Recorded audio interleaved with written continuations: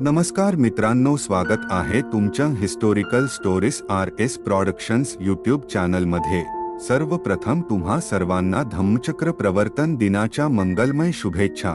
आज 14 ऑक्टोबर, आजचा दिवशी 1956 साली नागपूर येथे बौद्ध धम्माची दीक्षा देण्यात आली होती। आज आपण त्या वेळी झालेल्या दीक्षाग्रहण सोहळ्यात झालेली भाषणे ऐकणार आहोत। परमपूज्य डॉक्टर बाबासाहेब आंबेडकरांनी त्यावेळी जी भाषणे दिली होती ते आम्ही तुमच्या समोर ऑडिओ स्टोरी स्वरूपात सादर करत आहोत। धर्मांतर का? नागपूर येथेच धर्मांतर का? आणि नाग लोकांची वस्ती नागपूरलाच इतका महत्त्व का? या सर्व विषयावर आपण आज ऐकणार आहोत। तर चला सुरुवात करूया।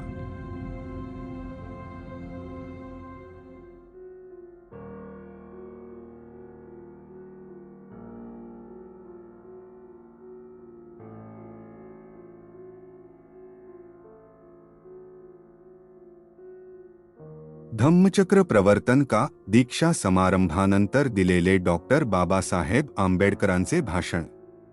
नागपूर, दिनांक 15 ऑक्टोबर 1956। नागपूर येथे तारीख 14 ऑक्टोबर 1956 रोजी हिंदू धर्माचा त्याग करून बौद्ध धम्माची दीक्षा घेतल्यानंतर तारीख 15 ऑक्टोबर 1956 रोजी सकाळी 10 ते 12 पर्यंत डॉ. बाबासाहेब आंबेडकर यांनी धम्माचे विवेचन करणारे जे ऐतिहासिक, स्फूर्तिदायक व ओजस्वी भाषण सुमारे 2 तास केले ते समग्रपणे खाली दिलेले आहे। डॉक्टर बाबासाहेब आंबेडकरांचे भाषण। सर्व बौद्धजन हो आणि उपस्थित पाहुणे मंडळी, काल आणि आज सकाळी जो बौद्ध दीक्षा घेण्याचा व देण्याचा विधी समारंभ या ठिकाणी घडून आला त्याचे स्थान विचारवंत लोकांना कदाचित अवघड वाटत असेल। त्यांच्या व माझ्याही मताने कालचा समारंभ आज व आजचा समारंभ काल व्हाव्यास पाहिजे होता। आपण हे कार्य अंगावर का घेतले, त्याची जरुरी काय व त्याने काय होईल याची छाननी करून घेणे आवश्यक आहे। ते समजावून घेण्यानेच आपल्या कार्याचा पाया मजबूत होईल। हे समजावून घेण्याचे कार्य आधी व्हाव्यास हवे होते, परंतु काही गोष्टी अशा अनिश्चित असतात की त्या आपोआपच घडत असतात। आता या विधीबाबत व्हाव्याचे तसे घडले आहे खरे, तथापि अशी दिवसांची अदलाबदल झाली तरी मोठेसे काही बिघडले नाही। नागपूर का निवडले? पुष्कळसे लोक मला असा प्रश्न करतात की या कार्याकरिता तुम्ही नागपूर हेच शहर का ठरविले, अन्य ठिकाणी हे कार्य का केले नाही? काही लोक असे म्हणतात की RSSची, राष्ट्रीय स्वयंसेवक संघाची मोठी पलटण नागपूर येथे असल्यामुळे त्यांच्या उरावर्ती म्हणून आम्ही ही सभा या शहरात घेतली आहे। हे मुळीच खरे नाही। त्यासाठी नागपूर येथे हे कार्य घेतलेले नाही। आमचे कार्य इतके मोठे आहे की आयुष्यातील एक मिनिट देखील कमी पडतो। आपले नाक खाजवून दुसऱ्याला अपशकुन करण्यासाठी माझ्याजवळ वेळ नाही। नाग लोकांचे नागपूर हे ठिकाण निवडण्याचे कारण निराळे आहे। ज्यांनी बौद्ध इतिहासाचे वाचन केले असेल त्यांना हे कळून येईल की भारतात बौद्ध धम्माचा प्रसार जर कोणी केला असेल तर तो नाग लोकांनी केला। नाग लोक आर्याचे भयंकर शत्रू होते। आर्य व अनार्य यांच्यामध्ये लढाया व तुंबळ युद्ध झाली। आर्य लोकांनी नागांना जाळून टाकल्याचे दाखले पुराणात सापडतात। अगस्ती मुनीने त्यातून फक्त एक नाग मनुष्य वाचविला, त्याचेच आपण वंशज आहोत। ज्या नाग लोकांना एवढा छळ सोसावा लागला त्यांना वर येण्यास कोणीतरी महापुरुष हवा होता, त्यांना तो महापुरुष भेटला। भगवान बुद्धाचा उपदेश नाग लोकांनी सर्व भारतामध्ये पसरविला। असे आपण नाग लोक आहोत। नाग लोकांची मुख्य वस्ती नागपूर येथे व आसपास होती असे दिसते, म्हणून या शहरास नागपूर म्हणजे नागांचे गाव असे म्हणतात। येथून सुमारे 27 मैलावर नागार्जुनाची टेकडी आहे। नजीकच वाहणारी जी नदी आहे ती नागनदी आहे। अर्थातच या नदीचे नाव येथे राहणाऱ्या लोकांवरून पडले आहे। नागांच्या वस्तीमध्ये वाहणारी जी नदी ती नाग नदी आहे। हे स्थळ निवडण्याचे हे मुख्य कारण आहे. नागपूर यामुळे निवडले आहे. यामध्ये कोणालाही खिजविण्याचा कोठेच प्रश्न नाही. RSS चे कारण माझ्या मनाला शिवलेही नाही. तसा कोणी त्याचा अर्थ करून घेऊ नये.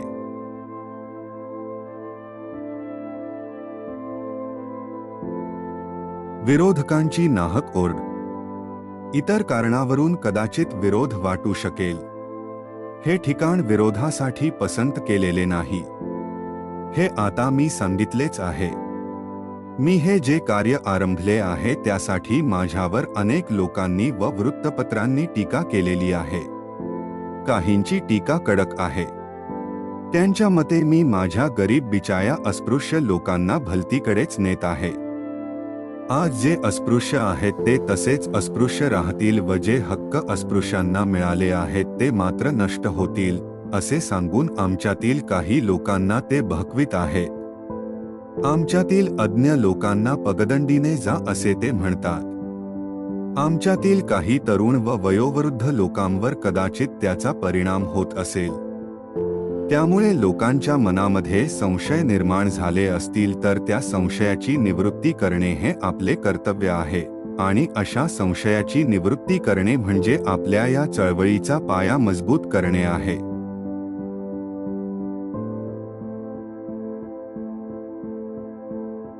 केसरीमधील त्यावेळचा प्रचार.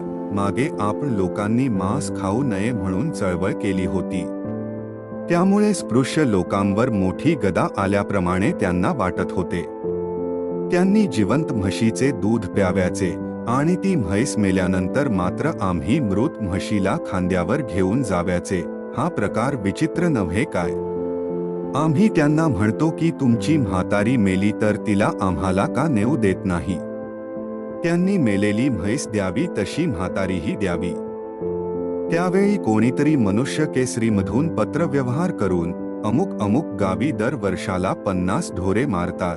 त्यांच्या कातड्यांची, शिंगांची, हाडांची, मांसाची, शेपटीची, खुरांची मिळून 500 रुपया इतकी किंमत होईल व मृत मांस सोडल्यामुळे एवढ्या प्राप्तीला हे लोक मुक्तील असा प्रचार त्यावेळी केसरीमधून होत असे. त्याच्या प्रचाराला उत्तर द्यावयाची आवश्यकता खरे म्हणजे काय होती?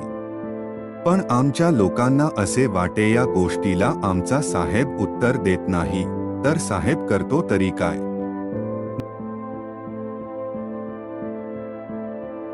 मृत जनावराच्या कातऱ्याचे, शिंगाचे, खुरांचे उत्पन्न. एकदा मी संगमनेरला सभेला गेलो होतो.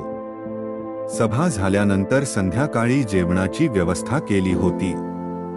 त्यावेळी माझ्याकडे एक चिठ्ठी केसरीच्या त्या बातमीदाराने पाठविली व मला विचारले, अहो तुम्ही तर तुमच्या लोकांना मेलेली ढोरे ओढू नका म्हणून सांगता. त्यांची हलाखी किती आहे. त्यांच्या बायकांना लुगडे चोळी नाही, त्यांना अन्न नाही, त्यांना शेतीवाडी नाही, अशी त्यांची अत्यंत बिकट परिस्थिती असून दरवर्षी त्यांना मिळणारे कातऱ्यांचे, शिंगांचे, मांसाचे 500 रुपयांचे उत्पन्न फेकून द्या म्हणून सांगता. यात तुमच्या लोकांचा तोटाच नाही काय?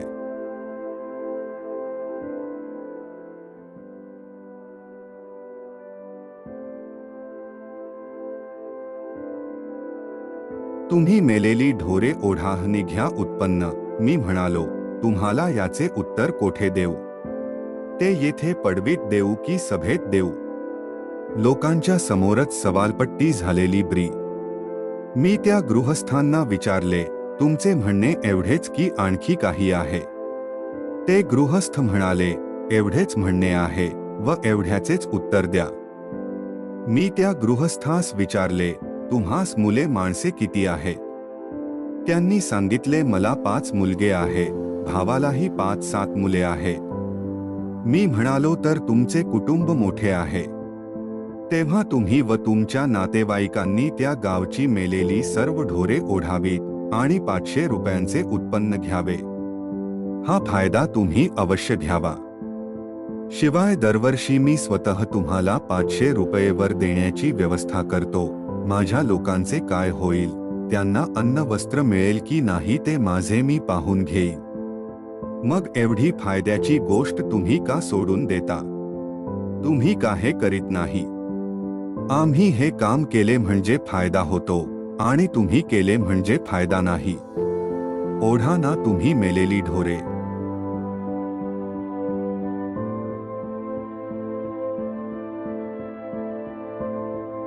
महार बनून राखीव जागा घ्या. काल एक ब्राह्मणाचा मुलगा माझ्याकडे येऊन म्हणाला, पार्लमेंटमध्ये तुमच्या लोकांना राखीव जागा दिल्या आहे, त्या तुम्ही का सोडता?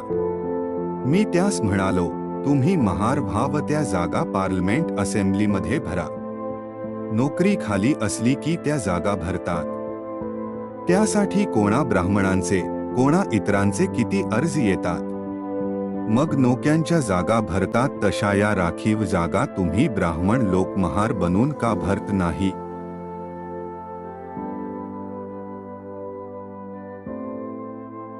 इज्जत प्यारी, लाभ प्यारा नाही.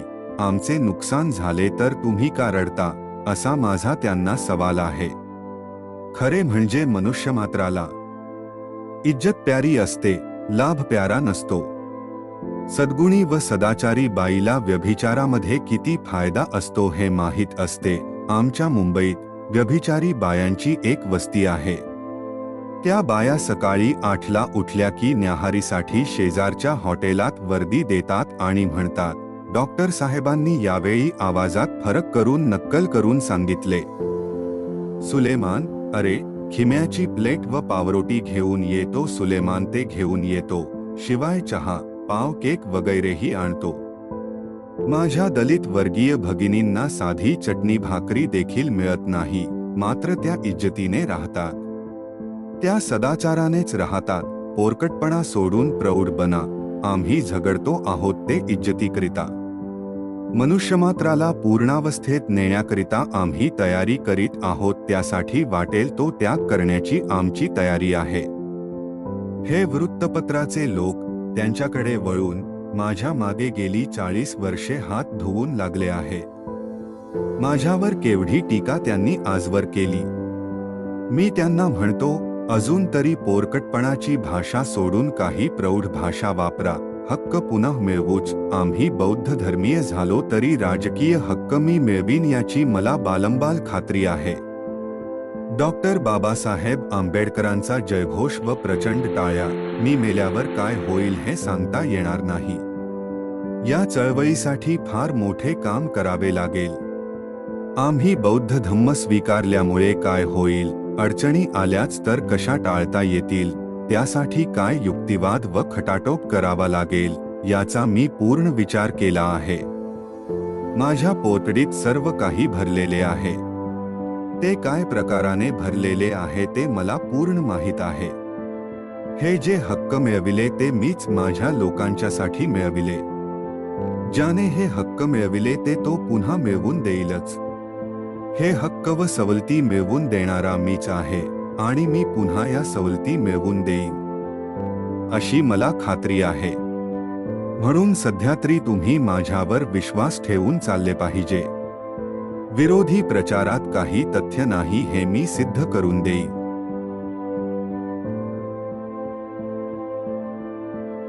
नरकातून सुटलो. मला एका गोष्टीचे मात्र आश्चर्य वाटते. एवढा वादविवाद सर्वत्र होतो आहे, पण एकाही माणसाने मी बौद्ध धम्मच का स्वीकारला हा प्रश्न मला विचारला नाही. कोणताही धर्म स्वीकारता हाच धम्म का स्वीकारला, हा कोणत्याही धर्मांतराच्या चळवळीतील मुख्य आणि महत्त्वाचा प्रश्न असतो. धर्मांतर करताना धर्म कोणता व का घ्यावयाचा हे तावून सुलाखून पाहिले पाहिजे. आम्ही हिंदू धर्म त्यागाची चळवळ 1935 पासून येवले येथे एक ठराव करून हाती घेतली. मी हिंदू धर्मात जन्मलो तरी हिंदू धर्मात मरणार नाही अशी प्रतिज्ञा मी मागेच केली होती आणि काल मी ती खरी करून दाखविली. मला इतका आनंद झाला आहे की नरकातून सुटलो असे मला वाटते. मला कोणी अंधभक्त नको आहे. ज्यांना बौद्ध धम्मात यावयाचे आहे त्यांनी जाणीवेने आले पाहिजे. त्यांना धम्म पटला पाहिजे.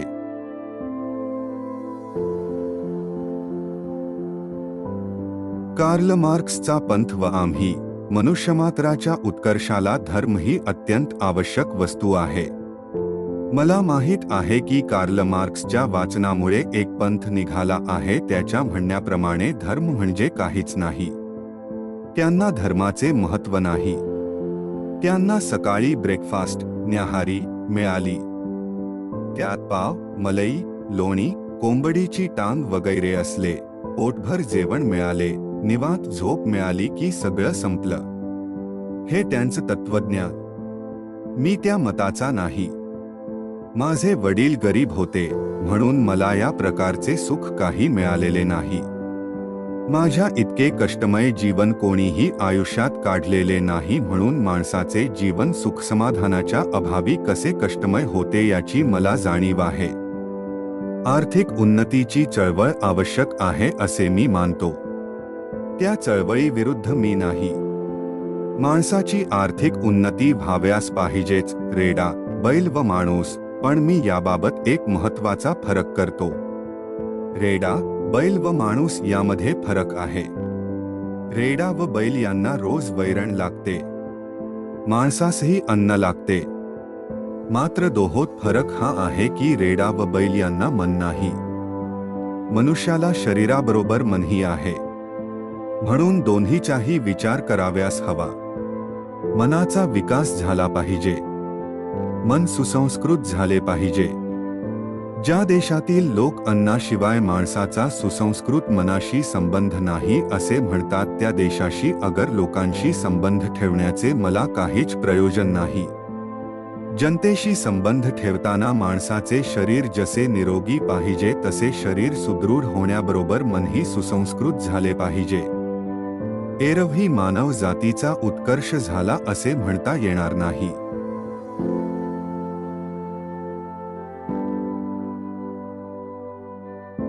मनुष्याच्या उत्साहाला काही कारण असेल तर मन.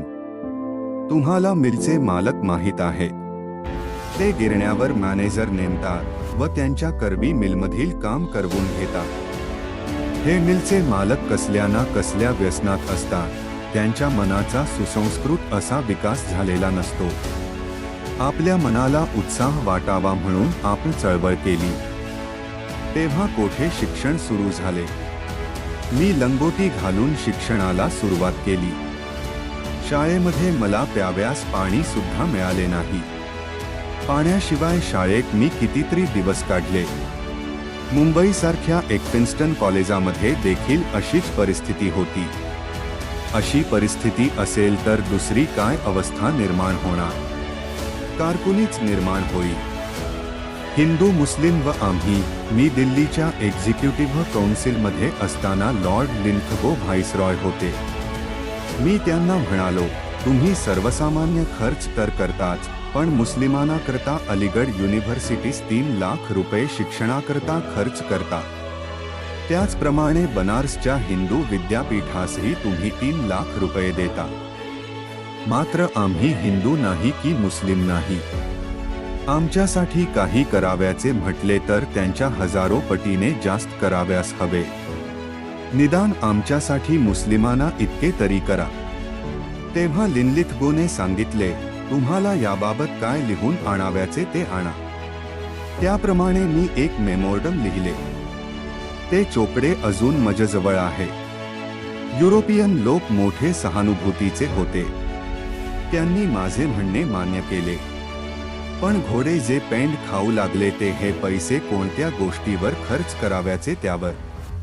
त्यांना वाटत होते, आमच्यातील मुली शिकलेल्या नाहीत, त्यांना शिक्षण द्यावे, त्यांची बोर्डिंग काढावीत व त्यावर पैसे खर्च करावे. आमच्यातील मुलींना शिकविले व सुशिक्षित केले तरी त्यांना वेगवेगळ्या पक्वान्नांचे पदार्थ कराव्यास घरी सामान कोठे आहे. इतर गोष्टीवरील रक्कम सरकारने खर्च केली व शिक्षणावरील रक्कम अडवून ठेवली.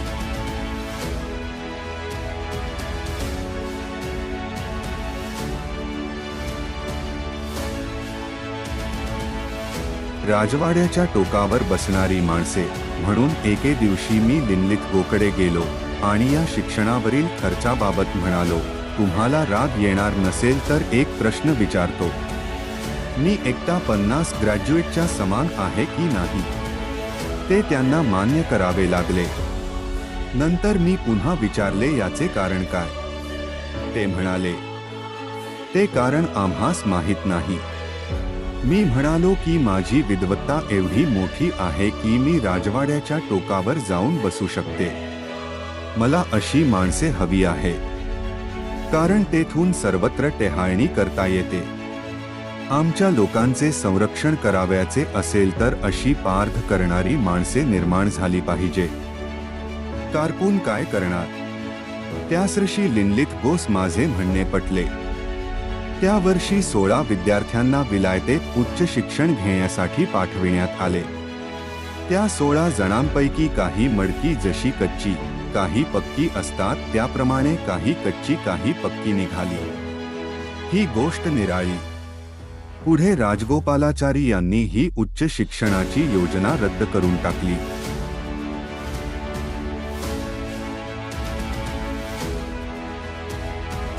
हजारो वर्षाची निरुत्साही परिस्थिती या देशात आम्हाला हजारो वर्षे निरुत्साही करून ठेवील अशी परिस्थिती आहे.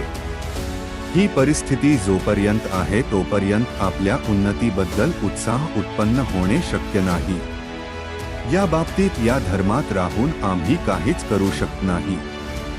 मनुस्मृतीमध्ये चातुर्वर्ण्य सांगितले आहे. चातुर्वर्ण्य व्यवस्था ही मनुष्यमात्राच्या उत्कर्षाला अत्यंत घातक आहे. मनुस्मृतीत लिहिले आहे की शूद्रांनी फक्त सेवा चाकरी करावी. त्यांना शिक्षण कशाला? ब्राह्मणाने शिक्षण घ्यावे, क्षत्रियाने शस्त्रे धारण करावी, वैश्याने व्यापार उदीम करावा व शूद्राने चाकरी करावी. ही घडी कोण उलगडू शकेल?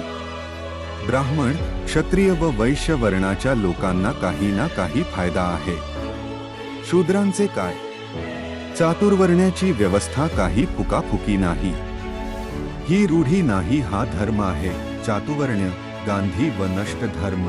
हिंदू धर्मामध्ये समता नाही.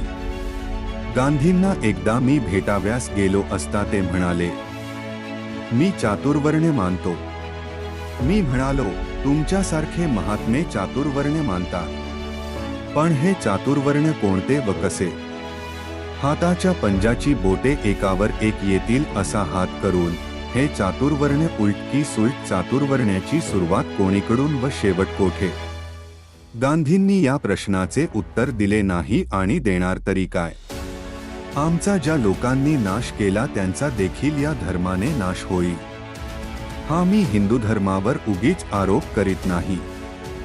हिंदू धर्मामुळे कोणाचाही उद्धार होऊ शकणार नाही. तो धर्मच नष्ट धर्म आहे.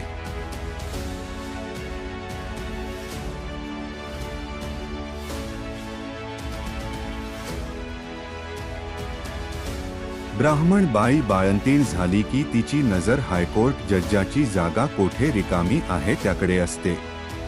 आमची झाडूवाली बाई बाळंतीण झाली तर तिची नजर कोठे झाडूवाल्याची जागा रिकामी आहे तिकडे असते. अशी विचित्र रचना हिंदू धर्माच्या वर्णव्यवस्थेने केलेली आहे. यातून सुधारणा ती काय होणार? उत्कर्ष हा फक्त बौद्ध धम्मातच होऊ शकेल. भगवंताचा समतेचा उपदेश बौद्ध धम्मात 75% ब्राह्मण भिक्षू होते, 25% शूद्रादी होते. परंतु भगवंतांनी सांगितले, हे भिक्खू हो, तुम्ही निरनिराळ्या देशातून व जातींतून आला आहात. आपल्या प्रदेशातून नद्या वाहतात तेव्हा त्या पृथक पृथक असतात, मात्र त्या सागरास मिळाल्या की त्या पृथक राहत नाही. त्या एकजीव व समान होतात. बौद्ध संघ हा सागराप्रमाणे आहे. या संघात सर्व सारखे व समान. सागरात गेल्यावर हे गंगेचे पाणी किंवा हे महानदीचे पाणी असे ओळखणे अशक्य असते. त्याप्रमाणे बौद्ध संघात आले म्हणजे आपली जात जाते व सर्वजण समान असतात, असे समतेने सांगणारा एकच महापुरुष आहे आणि तो महापुरुष म्हणजे भगवान बुद्ध होय.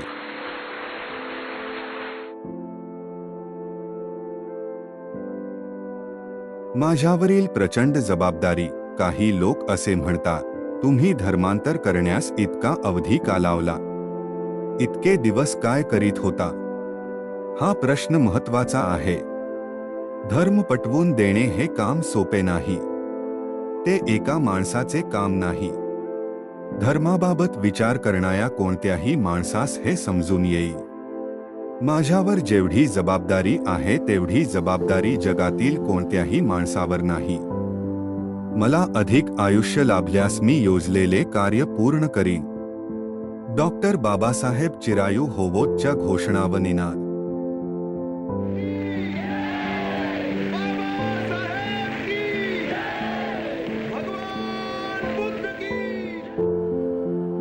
महार बौद्ध म्हणून हिणवू नका. महार बौद्ध झाले तर काय होईल असे काही लोक म्हणतील. असे त्यांनी म्हणू नये असे माझे त्यांना सांगणे आहे. ते त्यांना धोकादायक होईल. वरिष्ठ व संपत्तीवान वर्गाला धर्माची आवश्यकता वाटणार नाही.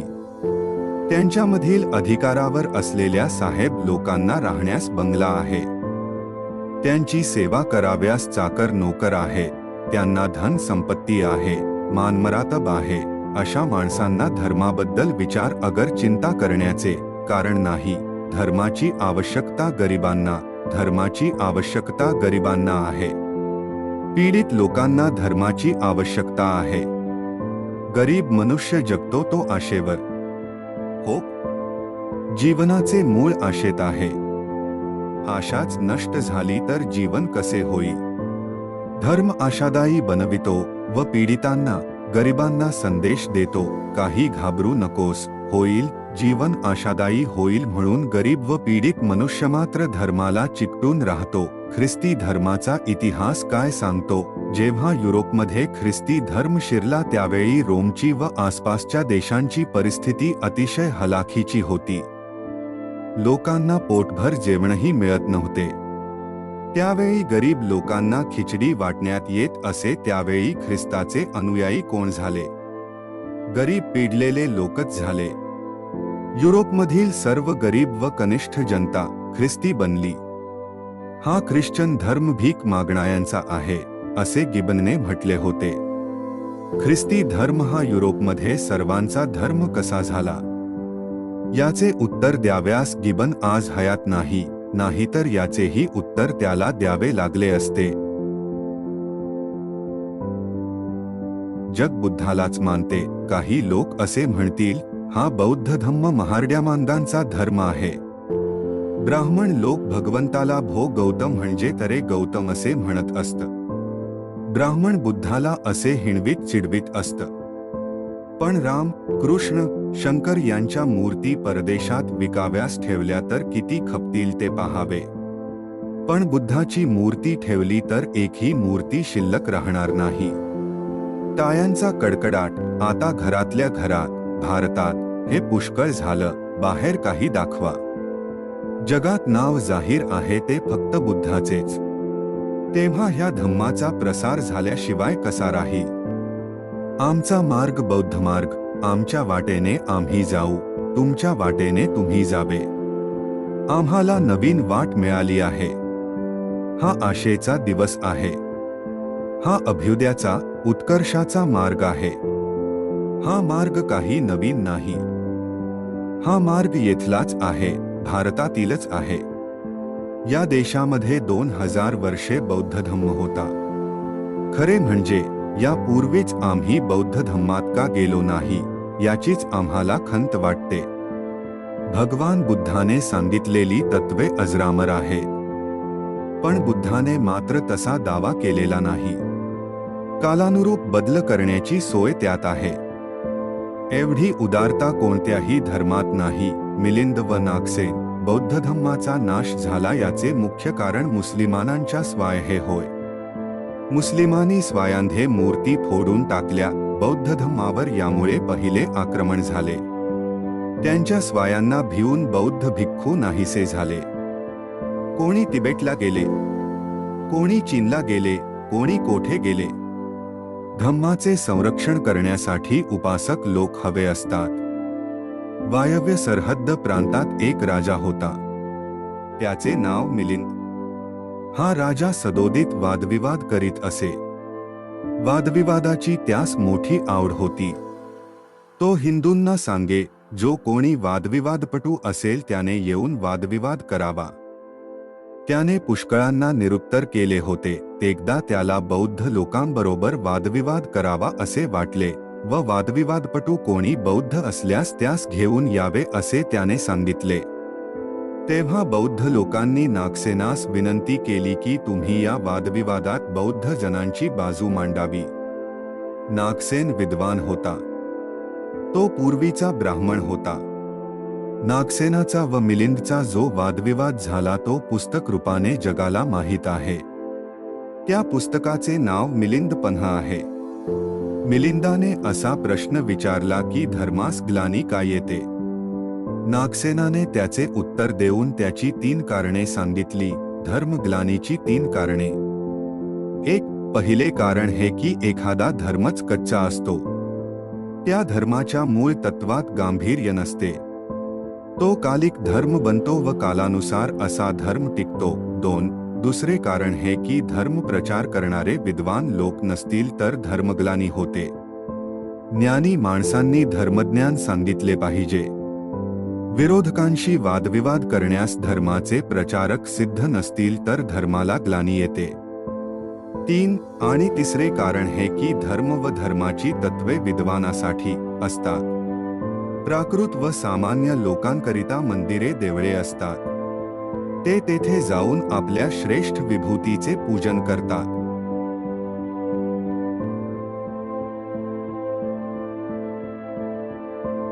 एकमेव उदारतेचा धम्म. आपण बौद्ध धम्म स्वीकारताना ही कारणे लक्षात ठेवली पाहिजे. बौद्ध धम्माची तत्वे कालिक, काही कालापुरती आहेत असे कोणासही म्हणता याव्याचे नाही. आज 2500 वर्षानंतरही बुद्धाची सारी तत्वे सर्व जग मानते. अमेरिकेमध्ये बुद्धाच्या 2000 संस्था आहेत. इंग्लंडमध्ये 30,000 रुपये खर्च करून बौद्ध मंदिर बांधण्यात आले आहे. जर्मनीतही पावणे 1000 बौद्ध संस्था आहेत. बुद्धाची तत्वे अजरामर आहेत. तथापि बुद्धांनी असा दावा केला नाही की हा धम्म ईश्वराचा आहे. बुद्धांनी सांगितले माझे वडील प्राकृत होते, माझी आई प्राकृत बाई होती. हा धम्म तुम्हाला वाटेल तर घ्यावा. हा धम्म जेव्हा तुमच्या बुद्धीला पटेल तेव्हा तो तुम्ही स्वीकारा. एवढी उदारता दुसऱ्या कोणत्याही धर्मात सांगितलेली नाही. बौद्ध धम्माचे कार्य गरिबांचे दुःख कमी करणे व बौद्ध धम्माचा मूळ पाया काय आहे. इतर धर्मात व बौद्ध धर्मात फार फरक आहे. इतर धर्मात बदल हा घडून याव्याचा नाही, कारण मनुष्य व ईश्वर यांचा संबंध ते धर्म सांगतात. इतर धर्माचे म्हणणे असे की ईश्वराने सृष्टी निर्माण केली, ईश्वराने आकाश, वायू, चंद्र, सूर्य सर्व काही निर्माण केले. आम्हाला ईश्वराने काहीही करावयाचे ठेवले नाही, म्हणून ईश्वरास भजावे. ख्रिस्ती धर्माप्रमाणे तर मृत्यूनंतर एक निर्णयाचा दिवस, डे ऑफ जजमेंट असतो व त्या निर्णयाप्रमाणे सर्व काही घडते. देव व आत्मा यांना बौद्ध धम्मात जागा नाही. भगवान बुद्धांनी सांगितले जगात सर्वत्र दुःख आहे. 90% माणसे दुःखाने पीडलेली आहेत. त्या दुःखातून पीडलेल्या गरीब माणसांना मुक्त करणे हे बौद्ध धम्माचे मुख्य कार्य आहे. बुद्धापेक्षा कार्ल मार्क्सने वेगळे काय सांगितले. भगवंतानी जे सांगितले ते वेड्या वाकड्या मार्गाने सांगितले नाही.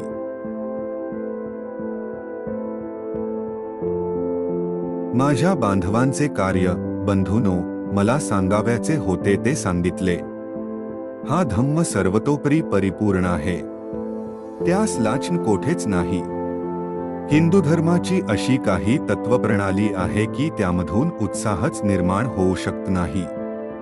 हजारो वर्षापासून परवापर्यंत आपल्या समाजामधून एकही मनुष्य ग्रॅज्युएट अगर विद्वान होऊ शकला नाही. मला सांगाव्यास हरकत नाही की माझ्या शाळेत झाडलोट करणारी एक बाई होती. ती मराठा होती. ती मला शिकवत नसे. माझी आई मला सांगत असे की मोठ्या माणसास मामा म्हणत जा. पोस्टमनला मी मामा म्हणत असे. प्रचंड लहानपणी शाळेत असताना मला तहान लागली होती. मी मास्तरांना तसे सांगितले. मास्तरांनी माझ्या संरक्षणाकरिता चपराशाला दुसरीकडे बोलाविले व याला नळावरने असे सांगितले. आम्ही नळावर गेलो. चपराशाने मग नळ सुरू केला व मी पाणी प्यालो. मला शाळेत पाणी प्याव्यास मिळत नसे. पुढे मला डिस्ट्रिक्ट जजाची नोकरी देऊ केली होती, पण ती घोरपड मी गळ्यात बांधून घेतली नाही. माझ्या बांधवांचे कार्य मग कोण करील असे माझ्या पुढे कोडे होते, म्हणून मी नोकरीच्या बंधनात अडकलो नाही.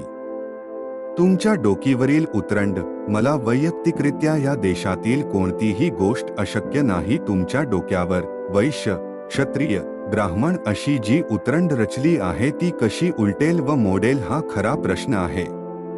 म्हणून या धम्माचे ज्ञान सर्व प्रकारे तुम्हाला करून देणे हे माझे कर्तव्य आहे. मी पुस्तके लिहून तुमच्या शंका कुशंका दूर करीन व ज्ञानाच्या पूर्णावस्थेला तुम्हास नेण्याचे सर्व प्रयत्न करीन. आज तरी तुम्ही माझ्यावर विश्वास ठेवून वागले पाहिजे. आपला व जगाचाही उद्धार करू, मात्र तुमची जबाबदारी मोठी आहे. तुमच्याबद्दल इतर लोकांना आदर वाटेल अशी तुम्ही कृती केली पाहिजे. हा धम्म म्हणजे आपण एक गळ्यात मढे अडकवून घेत आहोत असे मानू नका. बौद्ध धम्माच्या दृष्टीने भारताची भूमी सध्या शून्यवत आहे. म्हणून आपण उत्तम रीतीने धम्म पाळण्याचा निर्धार केला पाहिजे. नाही तर महार लोकांनी तो निंदाजनक स्थितीत आणला. असे होऊ नये म्हणून आपण दृढ निश्चय केला पाहिजे. हे आपल्याला साधले तर आपण आपल्या बरोबर देशाचा इतकेच नव्हे तर जगाचाही उद्धार करू. कारण बौद्ध धम्मानेच जगाचा उद्धार होणार आहे. जगात जोपर्यंत न्याय मिळत नाही तोपर्यंत शांतता राहणार आहे. प्राप्तीचा 20वा हिस्सा देण्याचा निश्चय करा. हा नवा मार्ग जबाबदारीचा आहे. आपण काही संकल्प केला आहे, काही इच्छिलेले आहे, हे तरुणांनी लक्षात घ्यावे. त्यांनी केवळ पोटाचे पाईक बनू नये. आपल्या प्राप्तीचा निदान 20वा हिस्सा या कामी देईन असा निश्चय करावा. मला सर्वांना बरोबर न्याव्याचे आहे. प्रथम तथागताने काही व्यक्तींना दीक्षा दिली व त्यांना या धम्माचा प्रचार करा असा आदेश दिला. त्याप्रमाणे पुढे यश व त्याच्या 40 मित्रांनी बौद्ध दीक्षा घेतली. यश हा श्रीमंत घराण्यातील होता. त्यांना भगवंताने सांगितले, हा धम्म कसा आहे तर बहुजन हिताय बहुजन सुखाय लोकानुकंपाय. धम्म आदि कल्याण, मध्य कल्याण, पर्यावसान कल्याण. त्या वेळच्या परिस्थितीप्रमाणे तथागताने आपल्या धम्माच्या प्रचाराचा मार्ग तयार केला. आता आपणालाही यंत्रणा तयार करावी लागेल. म्हणून समारंभानंतर दरेकाला दीक्षा द्यावी. दरेक बौद्ध माणसाला दीक्षा देण्याचा अधिकार आहे असे मी जाहीर करतो.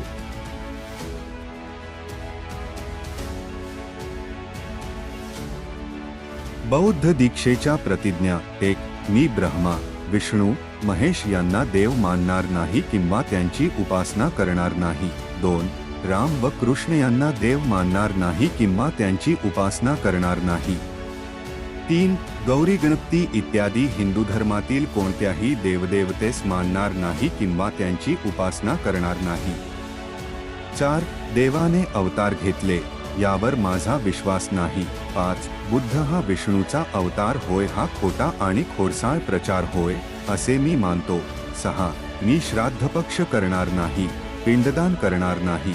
7. बौद्ध धम्माच्या विरुद्ध विसंगत कोणतेच आचार करणार नाही. कोणतेही क्रियाकर्म ब्राह्मणाचे हातून करवून घेणार नाही. 9. सर्व मनुष्यमात्र समान आहे असे मी मानतो. 10. मी समता स्थापन करण्याचा प्रयत्न करीन. 11. भगवान बुद्धाने सांगितलेल्या अष्टांग मार्गांचा अवलंब करीन. 12. भगवंताने सांगितलेल्या 10 पारमिता मी पाळीन. 13. सर्व प्राणीमात्रावर दया करीन, त्यांचे लालन पालन करीन. 14. चोरी करणार नाही. 15. खोटे बोलणार नाही. 16. व्यभिचार करणार नाही. 17. दारू पिणार नाही. 18. ज्ञान, शील आणि करुणा या बौद्ध धम्माच्या 3 तत्वांची सांगड घालून मी माझे जीवन चालवीन. 19. माझ्या जुन्या मनुष्यमात्राच्या उत्कर्षाला हानिकारक असणाऱ्या आणि मनुष्यमात्राला असमान व नीच मानणाऱ्या हिंदू धर्माचा मी त्याग करतो व बुद्धाच्या धम्माचा स्वीकार करतो. 20 तोच सद्धर्म आहे अशी माझी खात्री पटलेली आहे. 21 माझा नवा जन्म होत आहे असे मी मानतो. 22 इतपर बुद्धांच्या शिकवणीप्रमाणे वागेन अशी प्रतिज्ञा करतो.